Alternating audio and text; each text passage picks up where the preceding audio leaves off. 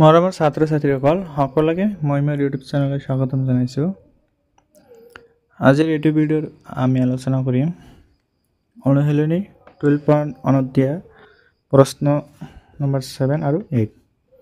ইয়াৰ আগৰ ভিডিঅ'টোত আমি প্ৰশ্ন 6 লৈকে কৰিছিলোঁ। যদি চোৱা নাই সেইটো চাই ল'বা। তো 7 নম্বৰ প্ৰশ্নটো হ'ল এটা সমবাহু ত্ৰিভুজৰ কালি নিৰ্ণয় কৰা যাৰ পৰিসীমা 24 সেন্টিমিটাৰ। ঠিক আছে, আমাক ইয়াতে কি এটা সমবাহু ত্ৰিভুজ দিয়া আছে আৰু তাৰ পৰিসীমাটো দিয়া আছে। আমি ইয়াৰ কালি নিৰ্ণয় কৰিব লাগে। তো আমি সমাধান কৰিম। ধৰা এইটো এটা কি আমাক সমবাহু ত্ৰিভুজ এ বি সি এটা সমবাহু ত্ৰিভুজ। ঠিক আছে, ইয়াৰ আমাৰ পৰিসীমাটো কিমান দিয়া আছে 24 সেন্টিমিটাৰ। পৰিসীমা কিমান দিয়া আছে 24 সেন্টিমিটাৰ। সমবাহু ত্ৰিভুজ মানে কি আছিল, এটা ত্ৰিভুজৰ তিনিটা বাহু কি হ'ব সমান হ'ব লাগিব। এইটোক আমি কি কম সমবাহু ত্ৰিভুজ। ঠিক আছে, আৰু ত্ৰিভুজৰ তিনিটা বাহুৰ যোগফল আমাৰ কি হয় পৰিসীমা হয়। ঠিক আছে, যদি তিনিটা বাহুৰ যোগফল 24 হয় তেনেহ'লে এটা বাহুৰ যোগ কিমান হ'ব আমাৰ এইটো 3 ৰে ডিভাইড হ'ব। কি হ'ব 3 ৰে ডিভাইড। ঠিক আছে, তেনেহ'লে আমি এটা বাহুৰ যোগ কিমান পাম 8 সেন্টিমিটাৰ হল। তাৰ মানে এইটো আমাৰ 8 হ'ব, গোটেইকেইটা বাহুৰ যোগ আমাৰ কিমান হ'ব 8 সেন্টিমিটাৰ হৈছে। এটা যেহেতু আমি প্ৰতিটো বাহুৰ যোগ পাইছোঁ, গতিকে আমি কি এতিয়া ত্ৰিভুজটোৰ কালি উলিয়াব পাৰিম। তোমালোকে এটা সূত্ৰ মনত ৰাখিবা। সমবাহু ত্ৰিভুজৰ কালিৰ ফৰ্মুলা, সমবাহু ত্ৰিভুজৰ কালিৰ সূত্ৰটো কি আছিল √3/4 ইনটু বাহু স্কয়াৰ। এইটোকে আমাৰ সমবাহু ত্ৰিভুজৰ কালিৰ সূত্ৰ। ঠিক আছে, √3/4 ইনটু বাহু স্কয়াৰ। যদি ইয়াত কি আমাৰ বাহুৰ মান পাইছোঁ, গতিকে বাহুৰ ঠাইত বহা দিলে কি আমাৰ ত্ৰিভুজৰ কালি পাই যাম। ঠিক আছে, সো আমি লিখিম আমাক দিয়া আছে আমাক কি দিয়া আছে ইয়াত পৰিসীমা আমাৰ কিমান আছে 24 সেন্টিমিটাৰ। ঠিক আছে, গতিকে আমাৰ বাহুৰ যোগ কি হ'ব, গতিকে বাহুৰ যোগ সমান সমান 24/3 কিমান পাম 8 সেন্টিমিটার। ঠিক আছে, আমি এটাকৈ বাহু কিমান পাইছোঁ 8 সেন্টিমিটার। গতিকে আমাৰ গতিকে সমবাহু ত্ৰিভুজৰ কালি হ'ব সমবাহু ত্ৰিভুজৰ কালি কি হ'ব আমাৰ √3/4 ইনটু বাহু স্কয়াৰ।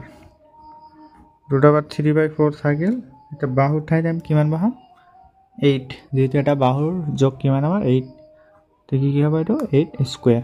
ঠিক আছে, √3/4 থাকিল, 8 স্কয়ার মানে 64।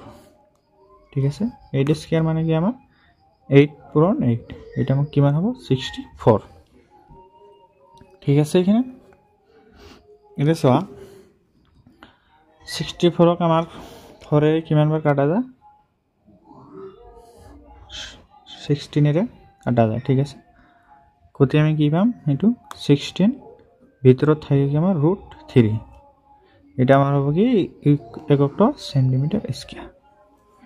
গতিকে আমি কিমান পালো 16 √3 সেন্টিমিটাৰ স্কয়াৰ। এটা আমাৰ কি সমাধান।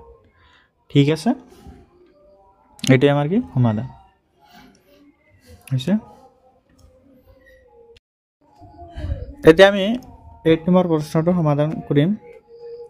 প্ৰশ্নটো কি দিয়া আছে, এটা সমকোণী ত্ৰিভুজৰ অতিভুজৰ মাপ 13 সেন্টিমিটাৰ আৰু এটা বাহুৰ মাপ 5 সেন্টিমিটাৰ। ত্ৰিভুজটোৰ কালি নিৰ্ণয় কৰা। ঠিক আছে, আমাক এতিয়া কি এটা সমকোণী ত্ৰিভুজ দিয়া আছে। ঠিক আছে, সমকোণী ত্ৰিভুজ মানে কি আছে, যিবিলাক ত্ৰিভুজৰ এটা কোণ মান কিমান হয় 90 ডিগ্ৰী হয়, সেইবোৰ হ'ব কি আমাৰ সমকোণী ত্ৰিভুজ। আৰু সমকোণী ত্ৰিভুজটোৰ আমাৰ কি অধিভুজ বা কৰ্ণৰ মান দিয়া আছে 13 সেন্টিমিটাৰ আৰু যিকোনো এটা বাহুৰ দৈৰ্ঘ্য দিয়া আছে কিমান 5 সেন্টিমিটাৰ তেতিয়া আমাৰ কি ত্ৰিভুজটোৰ কালি নিৰ্ণয় কৰিব লাগে ঠিক আছে মই সমাধান কৰিম প্ৰশ্নটো প্ৰথমে আমি কি কৈছে সমকোণী ত্ৰিভুজ আমি এটা কি সমকোণী ত্ৰিভুজ ধৰি লৈছো ঠিক আছে ধৰি লওক আমি এটো এটা সমকোণী ত্ৰিভুজ এ বি সি ধৰি লওক এটা কি সমকোণী ত্ৰিভুজ ঠিক আছে আমাৰ আৰু এটো কোণ কি সমকোণ বা 90 ডিগ্ৰী বি কোণটো কি আমাৰ সমকোণ ঠিক আছে আৰু সমকোণী ত্ৰিভুজটা আমাৰ অতিভুজৰ মাপটো কিমান দিয়া আছে 13 সেন্টিমিটাৰ এসি ৰ মানটো আমাৰ কিমান হ'ব 13 সেন্টিমিটাৰ আৰু যিকোনো এটা বাহুৰ দৈৰ্ঘ্য আমাৰ কিমান দিয়া আছে 5 সেন্টিমিটাৰ আমি ধৰি লৈছো এইটো বাহুৰ যোগ কিমান 5 সেন্টিমিটাৰ ঠিক আছে এতিয়া চোৱা এইটো বাহুৰ যোগ আমাৰ কি জানা নাই এইটো বাহুৰ যোগ কি আমাৰ জানা নাই এতিয়া চোৱা সমকোণী ত্ৰিভুজৰ ক্ষেত্ৰত আমাৰ কি হয় পাইথাগোৰাছৰ উপপাদ্য ব্যৱহাৰ কৰিব পাৰি যেটা আমাক কৰ্ণৰ যোগ দি আছে ভূমিৰ যোগ দি আছে ইয়াৰ পৰা কি আমি লম্ব যোগ উলিয়াব পাৰিম ঠিক আছে এটা কি লিখা হল ধৰা হল ABC এটা সমকোণী ত্ৰিভুজ ABC এটা সমকোণী ত্ৰিভুজ ঠিক আছে ABC এটা সমকোণী ত্ৰিভুজ যাৰ B কোণটো কি সমকোণ বা 90 ডিগ্ৰী হৈছে AC ৰ মানটো আমাৰ কিমান 13 সেন্টিমিটাৰ আৰু AB ৰ মানটো আমাৰ কিমান 5 সেন্টিমিটাৰ ঠিক আছে AC আমাৰ 13 AB 5 সেন্টিমিটাৰ ঠিক আছে এতিয়া চোৱা আমাৰ কি অতিভুজ আৰু ভূমিৰ মান কি আমাক দিয়া আছে আৰু কি আমাৰ ইয়াত লম্বৰ মানটো উলিয়াব পাৰিম পাইথাগোৰাছৰ উপপাদ্য ব্যৱহাৰ কৰি সো আমি লিখিম পাইথাগোৰাছৰ উপপাদ্য মতে পাইথাগোৰাছ উপপাদ্য মতে ঠিক আছে পাইথাগোরাসের উপপাদ্যটা কি ছিল আমার কর্ণ স্কয়ার ইকুয়াল টু ভূমি স্কয়ার প্লাস লম্ব স্কয়ার সো আমার এত কর্ণ কি আছে এসি সো আমি লিখিম এসি স্কয়ার ইকুয়াল ভূমি স্কয়ার ভূমি মানে আমি এত কি ধরিছো এবি তাহলে কি হবে এবি স্কয়ার প্লাস লম্ব লম্ব মানে এত কি হবে বিসি প্লাস কি হবে বিসি স্কয়ার ঠিক আছে দেখো এসির মান আমার কিমান দিয়া আছে 13 গতিকে এটো কি হ'ব 13 স্কয়ার AB মানে আমাৰ কিমান 5 গতিকে এটো 5 স্কয়াৰ হ'ব আৰু BC ৰ মানটো আমাক উলিয়াব লাগে তেছো 13 স্কয়ার মানে কিমান হয় 169 5 স্কয়ার মানে 25 BC টো আমাক উলিয়াব লাগে ঠিক আছে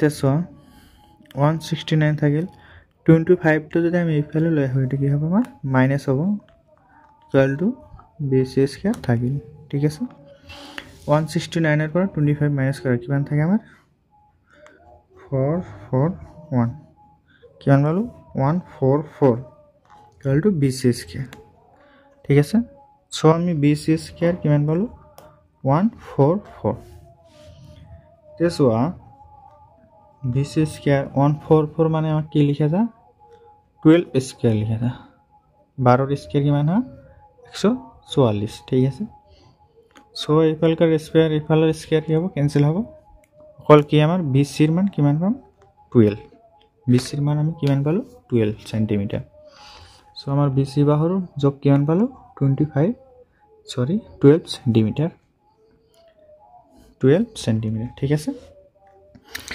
এতিয়া চোৱা যেটা আমাৰ কি এতিয়া ত্ৰিভুজৰ কি পাইছো সমকোণী ত্ৰিভুজৰ আমাৰ ভূমিৰ মান জানা আছে আৰু কি লম্বৰ মানো জানা আছে সো আমি ত্ৰিভুজৰ কালি এতিয়া উলিয়াব পাৰিম ঠিক আছে যে চোৱা আমাক ত্ৰিভুজৰ কালিৰ সূত্ৰটো কি আছিল কিয়নো ত্ৰিভুজৰ কালি আমাৰ কি হয় ত্ৰিভুজৰ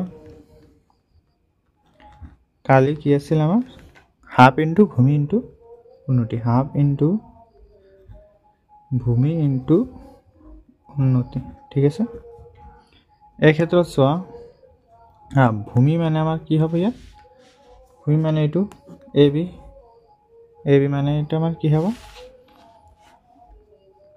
5 ঠিক আছে আৰু উন্নতিটো আমাৰ কি আছিল উন্নতি মানে নাইবা কি উচ্চতাটো আমাৰ কিমান আছে 12 সেন্টিমিটাৰ সো আমি ইয়াত কি লিখিম উন্নতিৰ ঠাইত 12 ঠিক আছে তে চোৱা এইটো কেইবাৰ যাম 6 বাৰ 5 6 জাৰ এটা কিমান হ'ব 5 6 গুণে 30 সেন্টিমিটাৰ স্কয়াৰ সো আমি ত্ৰিভুজটোৰ কালি কিমান পালো 30 সেন্টিমিটাৰ স্কয়াৰ এটি আমাৰ কি সমাধান এটি আমাৰ কি সমাধান